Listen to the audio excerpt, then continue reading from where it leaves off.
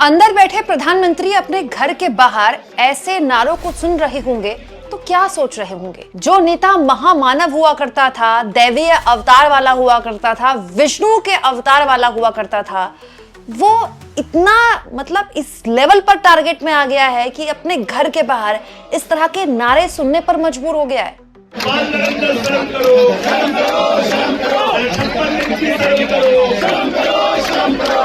दोस्तों, ये आम आदमी पार्टी के राज्यसभा सांसद संजय सिंह है, आप इनको पहचान गए होंगे।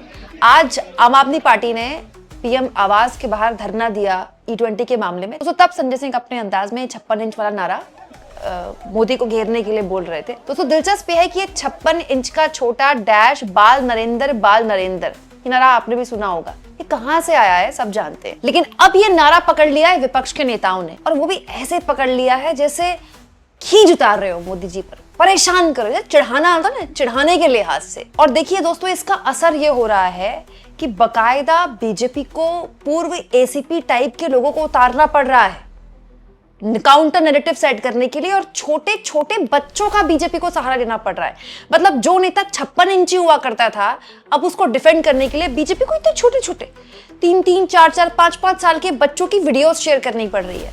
दोस्तों, कैसे देश की पूरी आबादी से नरेंद्र मोदी को लेकर डर, उनके लेकर जो पूरा एक गुब्बारा था, जो पूरी उनकी एक दैवीय मूर्ति थी, पूरी तरह से खंडित हो गई है। और इस लेवल पर खंडित हो गई है कि अब वो एक मतलब विक्टिम के तौर पर बीजेपी को दिखाने पड़ रहे हैं। मैं आपको ना कुछ चीजें बताती हूँ। दोस्तों, 12 साल से हम यही सुन रहे हैं हर बीजेपी के नेता से कि मोदी जी विष्णु का अवतार हैं।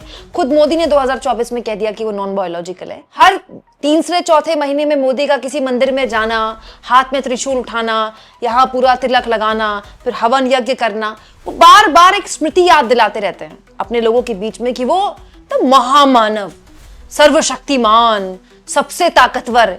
जेनजीज ने ऐसे नारे लगाकर, उन पर मीम्स बनाकर, जो अभी भी चल रहे हैं, अभी भी इंस्टाग्राम में यही चल रहा है, उनका मजाक उड़ाकर इंस्टाग्राम में हाय हेलो फ्रेंड्स वाली उनकी हर वीडियो के बाद उसका काउंटर रील बनाकर, मतलब उसको ट्रोल करके ना केवल उस पूरे महामानव की छवि को खंडित कर दिया है, बल्कि बैठे बिठाए विपक्ष के लोगों को मौका दे दिया है। हालत ही हो गई है दोस्तों कि बीजेपी के ऑफिशियल सोशल मीडिया एक्स और इंस्टाग्राम में अगर आप जाएंगे तो इतनी गंदी गंदी हरकतों पर बीजेपी उतर आई है कि आपको चिंता हो जाएगी। 3-3, 4-4, 5-5 साल के छोटे छोटे बच्चों से वीडियो बनाकर डायरी जा रही है कि मोदी जी आप मेरे दादाजी की तरह दिखते हैं, आप परेशान मत होइएगा, हम आपके साथ हैं।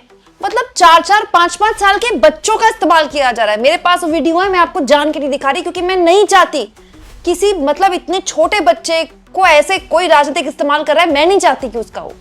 लेकिन आप सोचिए, अब वो मतलब आप सोचिए कि पिछले 1 महीने में क्या फर्क आया कि वो जो महामानव था वो अब विक्टिम बन गया है। उसके लिए 3-4 साल के बच्चे बकायदा खड़े किए जा रहे हैं और बताया जा रहा है कि इस नेता ने अपनी पूरी जिंदगी खपा दी, और अब देखिए इनको इस उम्र में ये सुनाया जा रहा है। जैसे दोस्तों हमारे परिवारों में होता है, बड़े बुजुर्गों के लिए बात बोली जाती है, वो वाली बात।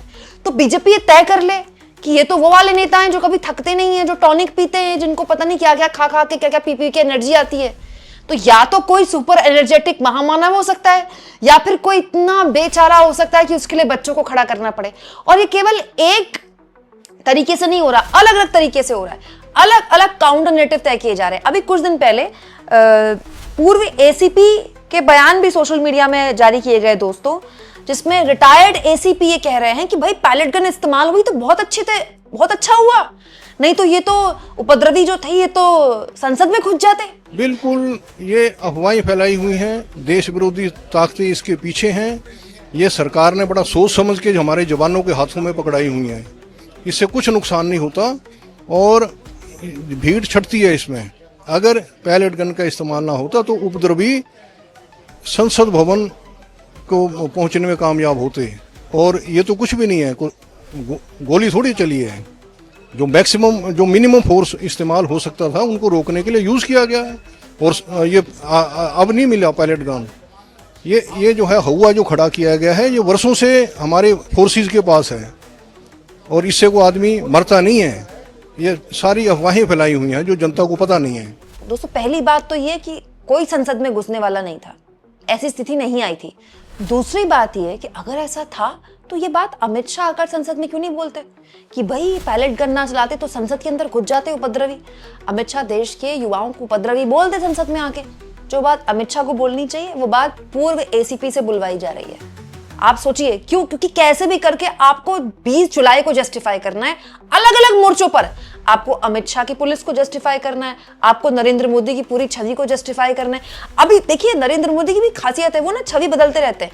कभी वो हिंदू हृदय सम्राट बन जाते हैं, फिर वो कभी 56 इंची बन जाते हैं, फिर वो कभी वर्ल्ड लीडर विश्वगुरु बन जाते हैं, फिर वो कभी गरीबों के मसीहा बन जाते हैं। आजकल वो दादू बने हुए हैं, है ना, कि जिन्होंने अपनी पूरी जिंदगी खपा दी। दोस्तों एक और जगह जहां स्ट्रैटेजी फेल हो रही है बीजेपी की, मतलब बीजेपी को जेनजी सम्मेलन करने के लिए रमेश भिदुड़ी ही मिले। दिल्ली में दोस्तों जेनजी सम्मेलन हुआ है, can you believe that? Gen Z सम्मेलन। अच्छा जेनजी सम्मेलन जो कर रहे हैं जरा आप उनको मंच में देख लीजिए। जेनजीज को बैठा के ज्ञान देने वाले जो लोग हैं जरा आप उनको देख लीजिए, और ज्ञान कौन दे रहा है? रमेश भिदुड़ी। मतलब सीरियसली। और ऐसा नहीं कि बीजेपी ये कर रही है, आरएसएस भी ये कर रही है। आरएसएस के सह कार्यवाहक उनकी तरफ से बहुत सोच समझकर बयान दिया गया है कि ये जो कॉकरोच जनता पार्टी का प्रदर्शन था जंतर मंतर में, ये एंटी नेशनल था, राष्ट्र विरोधी था, संविधान विरोधी था, और इसकी जल्द से जल्द कोई काट ढूंढनी चाहिए। ये बात बोली है ऑन रिकॉर्ड, ये कोई छोटी बात नहीं, बहुत सीरियसली लिया जाएगा इसको। लेकिन इसकी काट जो बीजेपी ढूंढ रही है, मतलब मोदी की इंस्टाग्राम की वीडियोस, फिर उन वीडियोस में ऐसी वीडियोस मैंने इंस्टाग्राम में देखी हैं जिसमें इन्फ्लुएंसर्स, बीजेपी समर्थित इन्फ्लुएंसर, मोदी जी की वो जो हाथ कांपने वाली वीडियो है जो मैंने भी आपको दिखाई है, जिसमें मोदी के हाथ कांपते हुए दिखाई दे रहे हैं कि ये देखिए इनके हाथ कांप रहे हैं, इन्होंने अपनी पूरी जिंदगी खपाती, आज इस स्थिति में है, उसके बाद भी देश के लिए काम कर रहे हैं। जबकि दूसरी ओर अभिजीत दीप के जैसे लोग कह रहे हैं कि ठीक है आप जेनजी से बात कर रहे हैं, बहुत अच्छी बात है, लेकिन जेनजी से जेनजी को बात करनी दीजिए ना। युवा नेतृत्व की देश को जरूरत है। ये तो बिल्कुल इस देश के युवाओं ने फोर्स करा है, जहाँ पर नरेंद्र मोदी को भी रात के 11-11 बजे जाकर इंस्टाग्राम पर रील डालनी पड़ रही है।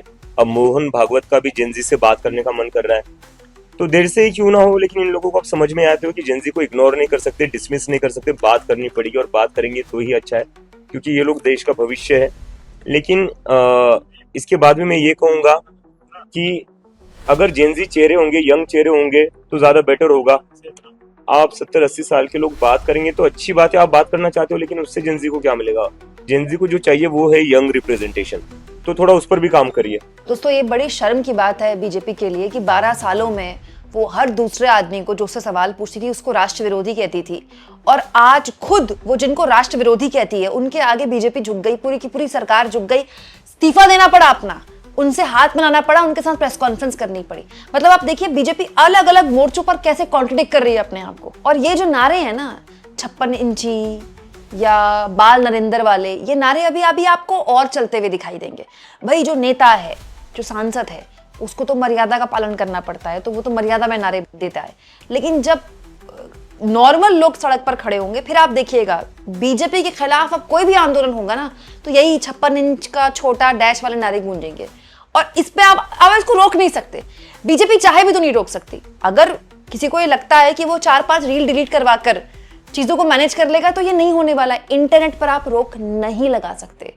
आप सोशल मीडिया के किसी एक ऐप पर रोक लगा सकते हो। आपने टिकटॉक बैन किया, आप इंस्टाग्राम बैन कर सकते हैं, लेकिन आप इंटरनेट को नहीं रोक सकते। ये संचार का जो पूरा माध्यम है, जो पूरी दुनिया खुल चुकी है, इसी के जरिए बीजेपी ने नरेंद्र मोदी का मिथक गढ़ा, और अब उसी के जरिए पूरे मिथक की मतलब चूर चूर हो गया वो मिथक। अब नरेंद्र मोदी एक सामान्य नेता हैं, बिल्कुल सामान्य नेता, जो बिना मांगे माफी देने को मजबूर हैं, और उनकी माफी के बाद भी एक 15 साल की लड़की को हाथ जोड़कर माफी मांगने पर मजबूर किया जाता है। ये सब कुछ देश देख रहा है, और ये किसी भी तरह से एक महामानव नेता की पहचान हो ही नहीं सकती। आपको क्या लगता है दोस्तों? कमेंट बॉक्स में जरूर लिखें।